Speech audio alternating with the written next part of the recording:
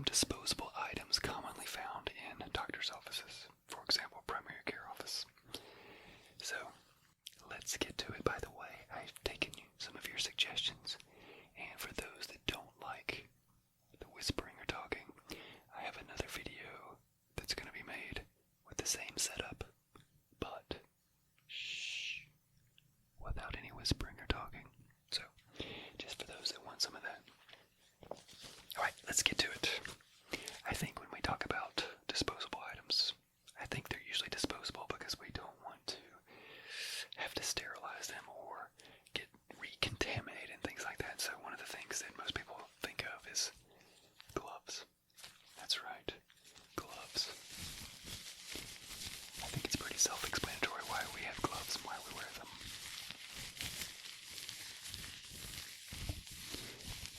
One is to protect us. Your healthcare worker does not want your blood. It's called universal precautions. We need to be careful because we don't know who has anything, so we have to pretend that everybody has everything, and we just need to be using these universal precautions. The other thing is you don't know what we have. We could have some disease. And we don't want to infect you because the first rule of medicine is number one, do no harm. That's right. So if somebody has herpes on their finger, you don't want them touching your face with it. You don't want them to get it in your blood. If you have an open wound and we have staph, you don't want that. So, we wear gloves to protect you and us. So let's go ahead and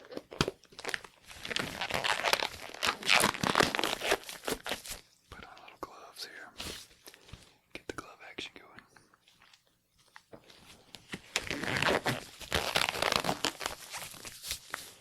Old dog's got a little arthritis in this little joint right here, and sometimes putting on gloves doesn't feel so good.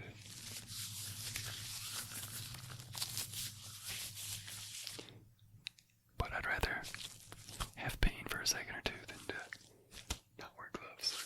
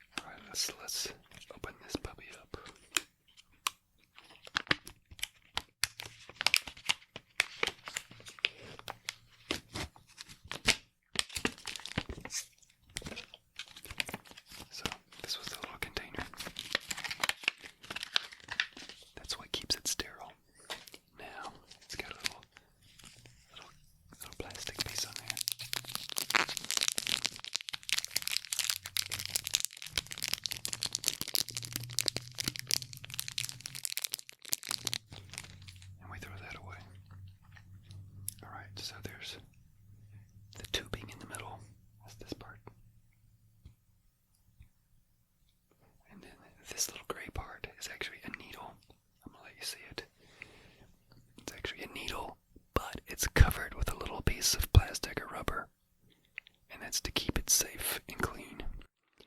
When you have your blood tube, that's the part that actually pierces the tube.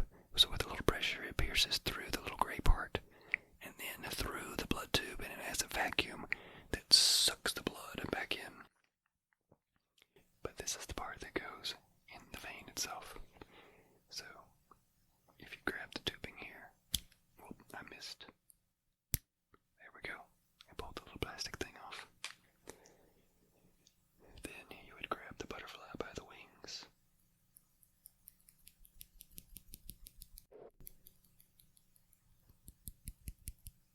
And then we take your arm. Go ahead. Let's see. What? I didn't clean it off. Okay. I'll clean it off with a little alcohol then. Here is an alcohol pad.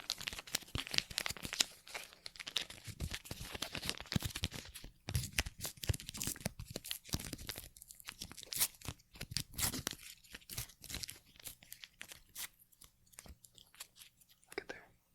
I got a circle of alcohol pad. It's right in here. So then, let's have your arm. Go ahead. That's it. I'm going to scrub it real good.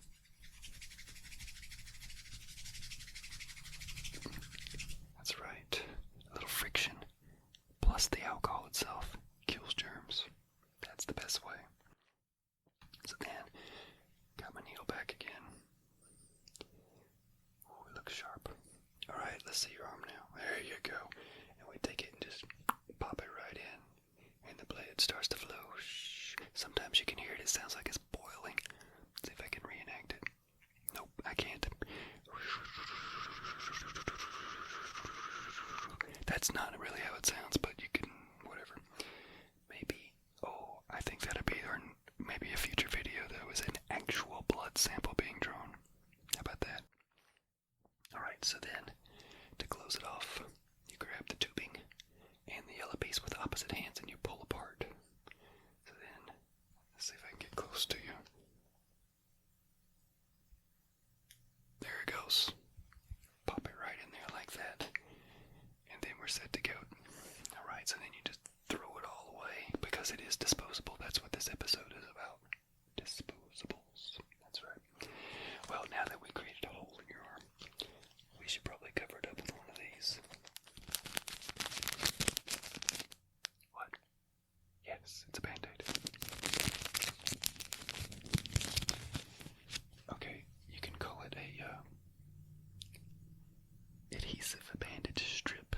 Johnson & Johnson, I think, owns the rights to Band-Aids, and this is not a Band-Aid brand Band-Aid, but whatever. So let's open up this from its container.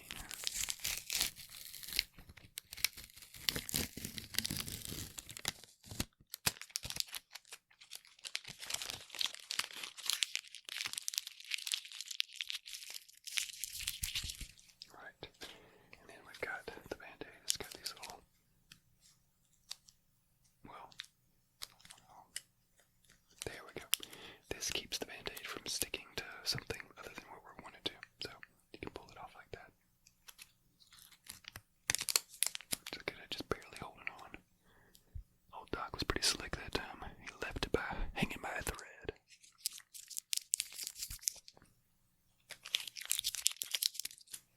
Right. I don't know what this is going to sound like, but we are going to pretend that my microphone is your arm and we're going to cover it up. If you want to, you can put a little pressure on there like that. Just keep it there, because hold it still. And that will help the blood clot, because it's applying some pressure and keeping it from oozing out the hole. Alright, so let's take it off.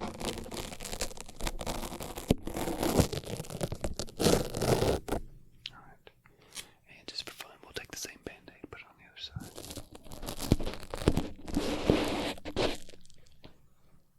I guess we can take it off now.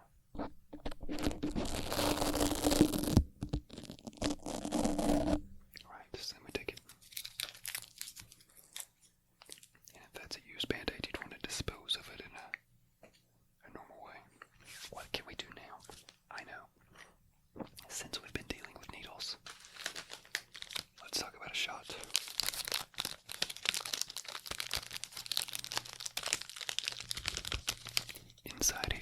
syringe with a needle on it. It came prefabbed with a needle.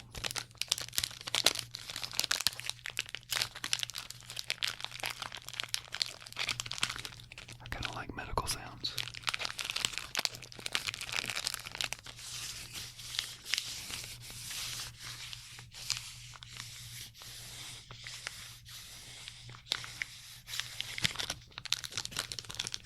Alright, we're going to open it up now.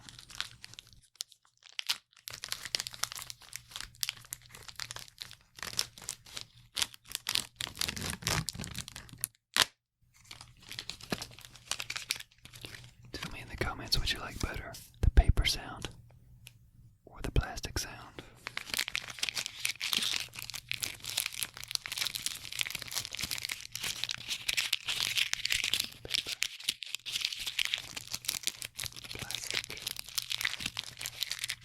Paper, plastic. I don't know about you, but I like both of them. Alright. So, we've got our needle. I just took the needle off. There's the syringe empty without a needle. So now what we can do, if you accidentally take it off like that, is put it back together, screw it on, and then if you want to, you can pop it off like that, and then you've got a sharp needle. There it is.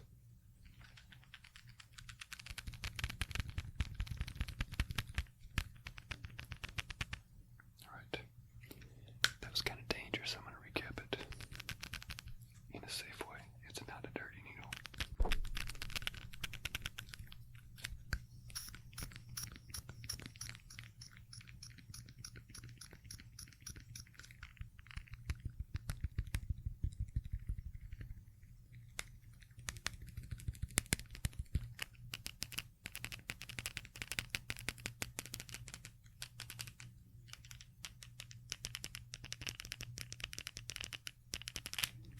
Okay, I'm going to show you something neat. This is vitamin B12. I'm going to be giving a shot to somebody in just a second, so not on camera. This is a real person that's going to get it. But I was going to draw it up. So, this is actually vitamin B12.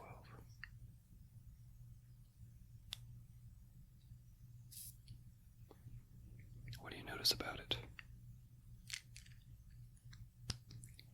That's right. It's red. Look at that.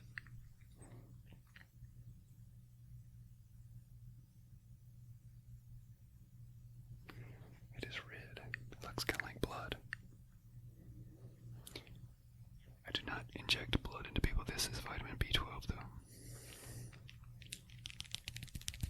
So we would take it and just blast it right into the, so vitamin B12 can either go into the muscle, like the deltoid muscle there, or it could go subcutaneous, so you could put it in the skin, grab a hunk of skin there. You can do either arm, you can do this one, or that's how I usually do them, because muscles can get sore if you put needles in them like that. So I prefer going subcutaneous. That's superficial to the muscle, but within the fat layer of the skin. Alright, so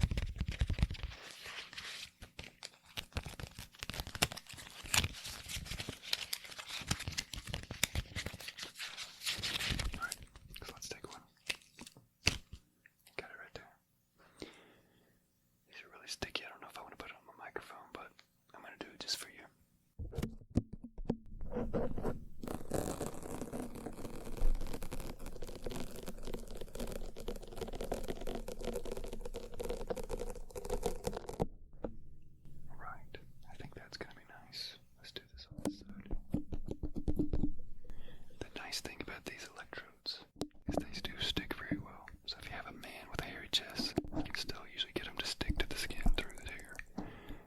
Well, sometimes we have to shave people, or sometimes we part their hair. They need laser hair removal.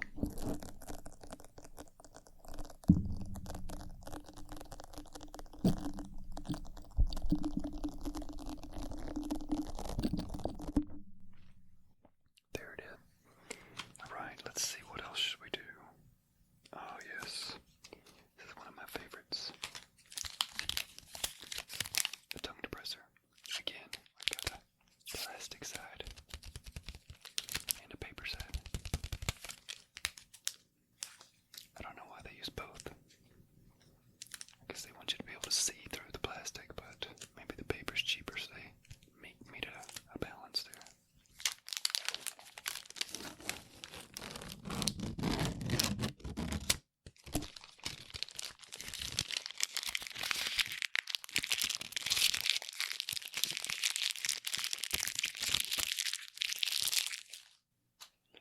And then this is a tongue depressor, also known as a big popsicle stick.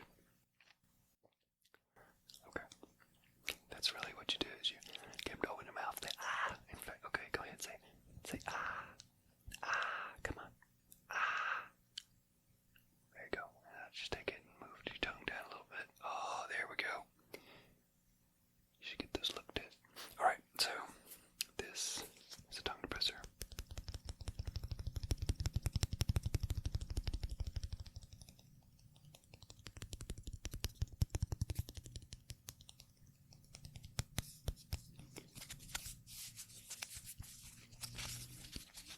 Sometimes I'll use it to apply ointments and things. Just take it and scrape it up, put it down, scrape it, put it down.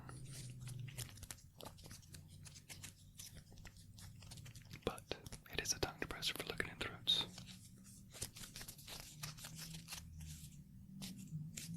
You can break them if you want to.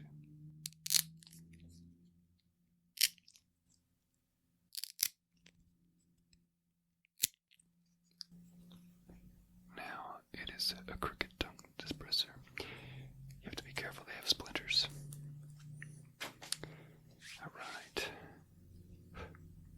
This is a urine cup. It is clean, it is sterile, and it is empty. It's also unopened. This little thing here tells me it is not, that's a seal, and it has not been broken.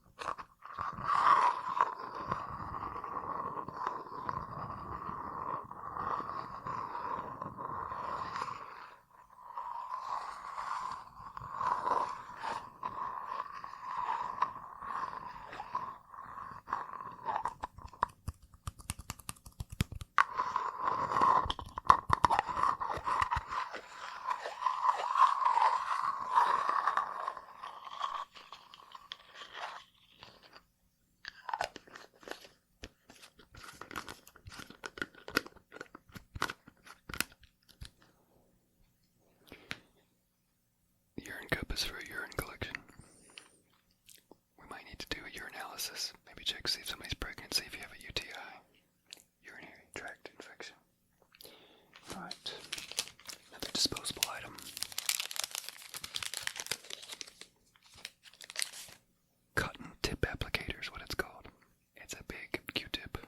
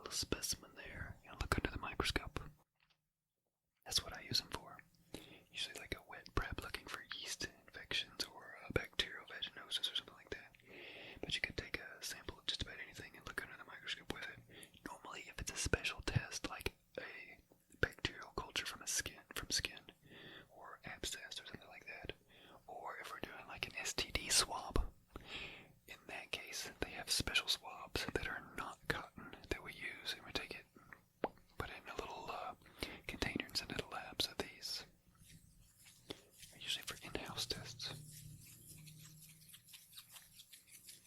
Another thing I like to do with them is test sensation. You can test the nerves. See if somebody can feel it. So you can take it and say, okay, close your eyes and I'm going to touch your skin and tell me where you feel it. And you can lightly stroke it across, slightly. Yeah, just like that. Or you can see if they can discriminate between soft or light touch and sharp. So one way to do that without using a needle, pop it out like that, break it a little bit. Yeah, you might not be able to see very well, but I try to. Let's see, I'm gonna try to show you with this glove background. But it is no longer soft. It's kind of pokey. Not real sharp like a needle, but kind of pokey. Unlike this, somebody was obviously feel that as being soft. And so then I can get you to close your eyes and I can say, okay, tell me what you feel. Soft or sharp? That was soft. Okay, let's do it again. And then, what do you feel? Sharp. Exactly. Alright, let's see, what else do we have here? We're running out of supplies. Okay, two more things, and they're kind of similar, but not really. This is tape.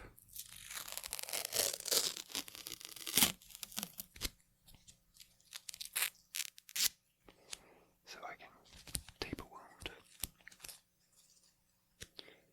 I can put a bandage on and hold it tight. Maybe somebody has injured a finger and I want to buddy tape them together. I could do that. That way the finger forms its own splint, or toes is where we do that the most commonly. Tell me if this sounds any different than the Band-Aid.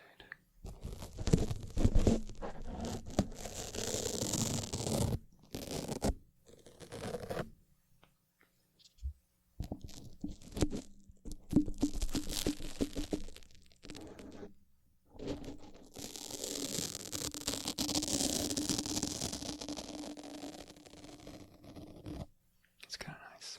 You can use scissors to cut it. I like to just grab it and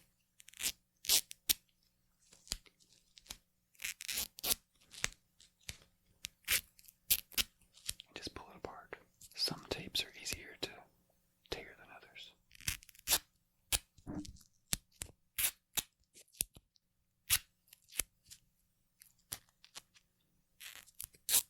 Alright, now I've made a bunch of little tiny rectangles of tape right there. Okay, one of the last things I'm going to share today. This is a bandage. Not a sticky bandage, but it's kind of neat. It actually has no adhesive, so it inherently is not sticky, but it will stick to itself, which is pretty neat. So,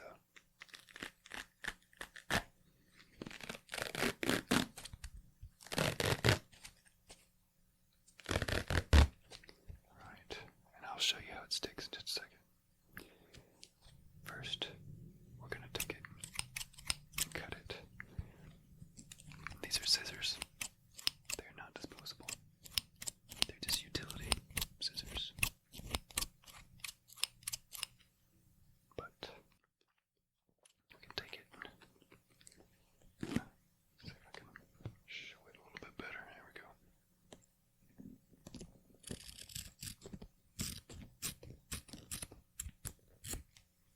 Yep.